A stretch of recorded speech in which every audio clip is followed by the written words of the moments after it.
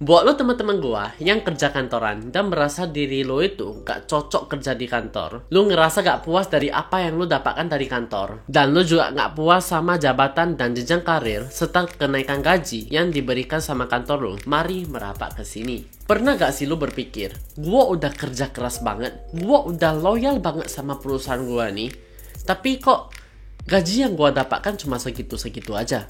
Ya memang gaji ada naik, tapi kok barang-barang di sekitaran gua itu naiknya jauh lebih tinggi ya daripada penghasilan gua. Kok biaya kebutuhan gua semuanya semakin mahal ya? Intinya kalau lu bekerja sebagai karyawan, gaji lu sudah ditentukan, penghasilan lu sudah ditentukan. Kalau lu tetap stay di satu perusahaan, harusnya lu tuh udah bisa lihat masa depan lu itu gimana.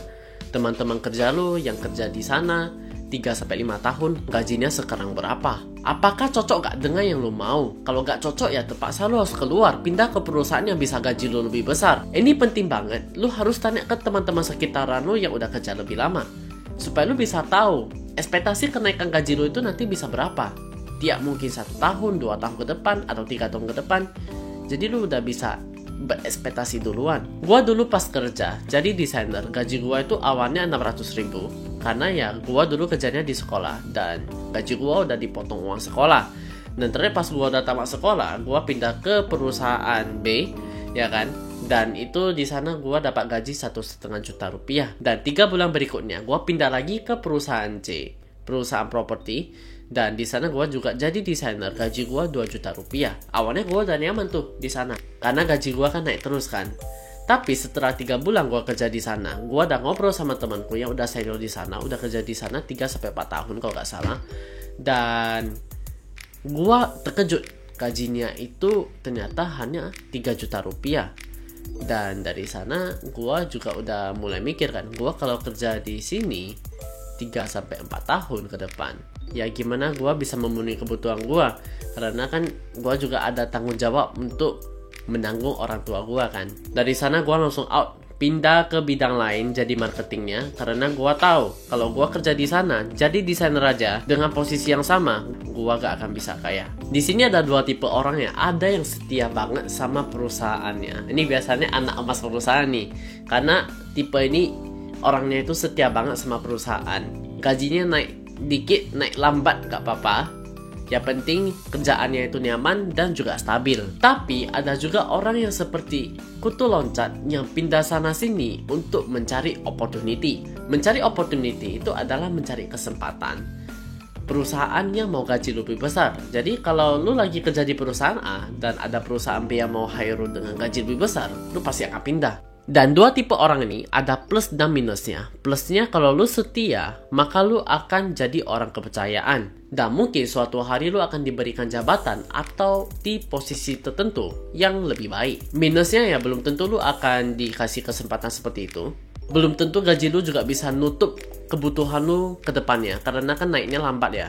Dan lu juga kehilangan banyak opportunity dan waktu lu di usia muda, karena terlalu setia sama satu perusahaan. Untuk tipe orang yang kedua, yang kutu loncat tadi, itu plusnya ya pastinya gaji lu akan naik lebih cepat. Bukan gaji sih, penghasilan lu akan naik lebih cepat. Ini ya, biasanya karyawan bank sering kayak gitu. Mereka di perusahaan A dapat posisi sekian dengan gaji sekian. Nah, dia akan cari lagi tuh di perusahaan lain, bank yang lain, dengan posisi yang lebih tinggi dan juga gaji yang lebih tinggi. Plusnya ya penghasilan lu akan naik lebih cepat pastinya. Kesempatan untuk lu sukses dan berada di posisi tinggi juga akan terbuka lebih lebar. Minusnya ya lu harus pindah-pindah terus. Dan tiap kali lu pindah, lu akan berhadapan dengan bos baru, dengan rekan kerja yang baru. Belum tentu lu cocok juga kan. Belum tentu kerjaan yang lu dapatkan dari perusahaan A pas lu pindah ke perusahaan B itu masih sama. Dan bisa aja di perusahaan B ini walaupun gaji lebih besar, tapi lu lebih stres, kerjaannya lebih banyak, tanggung jawabnya lebih besar. Belum tentu lu mau terima itu kan. Nah, tapi yang jadi masalahnya lagi, karyawan yang gajinya tinggi itu sangat dikit. Dan kalau gaji lu itu tinggi, pasti tanggung jawab lu juga akan lebih besar. Resiko dan kerjaan yang lu kerjakan itu pasti makin banyak juga. Dan lu bisa aja makin stres. Lu bakalan makin nambah lah tanggung jawabnya. Lu siap gak dengan risiko tersebut? Dan yang menjadi pertanyaan adalah, apakah ada cara lu bisa mendapatkan penghasilan lebih besar daripada gaji kantoran lu tanpa ada batasannya? Lu bisa lebih santai dalam bekerja, lu bisa tentuin kapan lu mau kerja, di mana lu mau kerja, dan kapanpun lu mau kerja. Hari ini gua akan membahas tentang 4 level yang harus lu tahu, yang harus lu pelajari untuk memindahkan uang dari kantong orang lain ke kantong lu. Stay tune nonton sampai habis, semoga video ini bisa bermanfaat. Hai guys, gua Jeffrey. Dulu gua adalah seorang karyawan tetap, lebih tepatnya desainer di sebuah perusahaan properti. Ya akhirnya gua freelance jadi marketing properti, dan sekarang gua punya agensi sendiri. Gua bangun agensi properti sendiri. Dulu saat kita masih kecil, di sekolah kita sudah diprogram seperti robot untuk harus ikuti aturan sekolah, harus berlomba dengan teman sekelas lu untuk mendapatkan ranking. Dan sayangnya, di sekolah itu kita tidak pernah diajarkan untuk belajar mengambil resiko, mengambil keputusan sendiri. Karena kita sudah diprogram untuk harus ikuti apa yang guru kita inginkan dan guru kita ajarkan. Even sebenarnya guru kita itu juga diprogram untuk mengajar kita dan harus ikuti aturan sekolah. Sekolah itu harus ikuti program dari pemerintah, dan aturan di pemerintah itu dibuat oleh, kalian jawab sendiri lah ya. Kita gak boleh bahas sejauh itu, but you know the point, right? Yang alhasil kita sering lupa dan kita sering takut mengambil keputusan untuk kita keluar dari rat race tersebut. Sebelumnya gini, gua mau tanya ya, menurut lu kerja kantoran itu salah gak sih? Kalau lu rasa salah dan gak cocok, maka ya jangan kerja sama orang. Lu bisa freelance atau buka usaha sendiri. Tapi menurut gua, menjadi karyawan itu tidak salah sama sekali, karena tidak semua orang itu dilahirkan untuk menjadi seorang pengusaha. Dan jangan salah loh, banyak juga karyawan yang sukses dan hidupnya itu sejahtera. Gua banyak customer yang karyawan dan gajinya itu gede-gede banget. Sayangnya rata-rata karyawan yang sukses itu kerjanya udah lama banget. Dan rata-rata sih udah lumayan berusia ya. Lu memang bisa bekerja di startup, menjadi direktur di sebuah perusahaan, jadi manajer. Tapi pertanyaan gua, berapa persen dari total populasi di Indonesia yang bisa kerja kayak gitu? Kecil sekali bukan? Even yang mau dapat kerja aja itu udah gak kebagian. Jadi lu harus bersyukur kalau lu punya pekerjaan tetap. Jangan langsung nonton video ini dan kepikiran mau resign. Pikir dulu matang-matang ya. Di video ini akan gua bagi menjadi 2 part. Part 1, kita tidak bisa menghasilkan uang, kita hanya bisa memindahkannya. Lu sadar gak sih? Kalau kita dari dulu diajarin di sekolah, kita harus kerja untuk kita bisa menghasilin uang. Sebenarnya kita itu tidak bisa menghasilkan uang.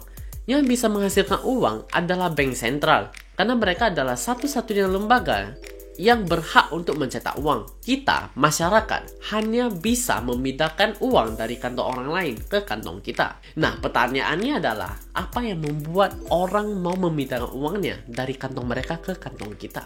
Part 2. Cara untuk memindahkan uang dari kantong orang ke kantong kita adalah dengan creating value. Caranya adalah dengan menciptakan value atau memberikan manfaat kepada orang lain. Contoh, kalau misalkan lu beli rumah dan karena lu gak ngerti tentang properti, lu cari bantuan dari konsultan atau agen properti untuk berkonsultasi. Nah, agen ini akan bantu lu untuk cari rumah yang lu inginkan, sekaligus dia bantu ownernya untuk menjual rumah tersebut hingga laku. Dan agent tersebut mendapat komisi dari transaksi jual beli rumah. Itu adalah contoh creating value. Ada 4 hal yang bisa ditukarkan dengan uang, yang memindahkan uang dari kantong orang lain ke kantong kita. Gua akan bahas dari yang level paling rendah hingga yang paling tinggi. Yang pertama, waktu dan tenaga. Banyak sekali orang yang menukarkan waktunya dan tenaganya untuk uang. Contoh seperti tadi, buruh atau karyawan yang menukarkan waktunya dengan kerja di kantor 8 jam sehari dari jam 9 pagi hingga jam 5 sore atau waktu apapun itu. Jadi lu akan digaji setiap sebulan sekali dan lu harus absen setiap hari di kantor dan libur di hari Sabtu atau Minggu atau pada tanggal merah. Kenapa kalau di piramida karyawan atau buruh itu yang paling rendah?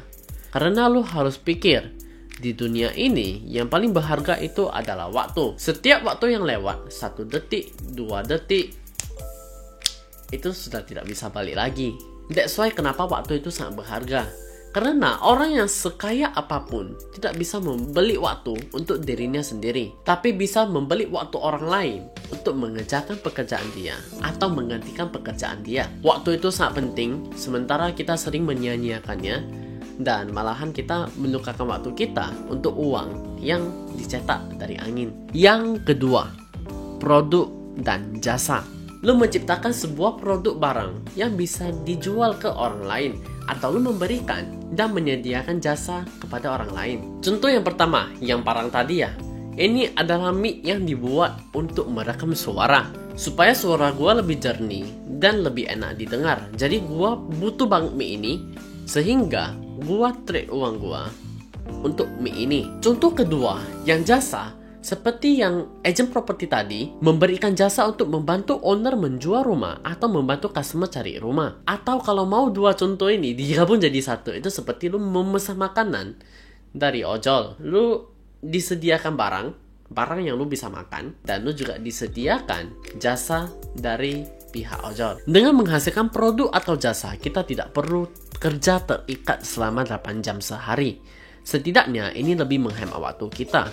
Karena dengan membuat produk atau jasa, kita bisa hire karyawan untuk mengurusnya. Yang ketiga, menjual news atau informasi.